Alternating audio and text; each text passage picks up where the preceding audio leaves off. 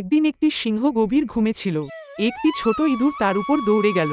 সিংহটি হঠাৎ ঘুম থেকে উঠে গেল এবং ইঁদুরটিকে ধরে ফেলল।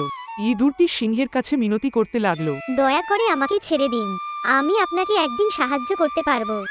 সিংহটি ইঁদুরটির আবেদন শুনে হেসে বলল, হা হা হা, তুমি তো এই পুঁচকে ইঁদুর, তুমি আবার আমার সাহায্য করবে? আচ্ছা ঠিক আছে, তোমাকে ছেড়েই দিলাম।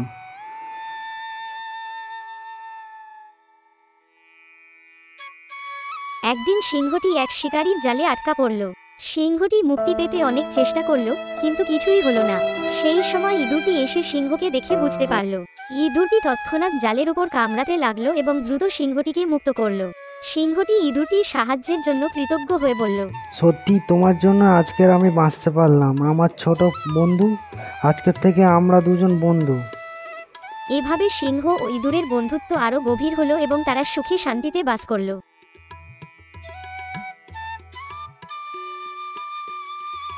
তাহলে বন্ধুরা, আপনারা এই গল্প থেকে কি শিখতে পারলে?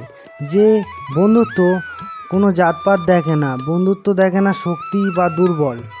বন্ধুত্ব শুধুমাত্র দেখে বন্ধুত্ব, শুধু একে অপরের ভালো চাওয়া। বন্ধুরা, আমার ভিউয়ারদের মধ্যে যারা আপনারা গভর্নমেন্ট জবের প্রিপারেশান করছেন, তাদের জন্য একটা সুবর্ণ সুযোগ। আপনারা এই কোডটা ইউজ করে টেক্সটবুকের পাস প্রো বা টেক্সটবুক পাস কেনার সময় 10% ডিসকাউন্ট পাবেন। এটা ব্যবহার করবেন এবং আপনার মূল্যবান টাকা সাশ্রয় করুন। আর ভিডিওটি ভালো লাগলে অবশ্যই একটি লাইক দেবেন। আপনারা ভিডিও দেখেন কিন্তু লাইক দেন না, এই জন্য খুব একটা খারাপ লাগে। একটু লাইক দেবেন এবং পারলে একটা সাবস্ক্রাইব করে দেবেন।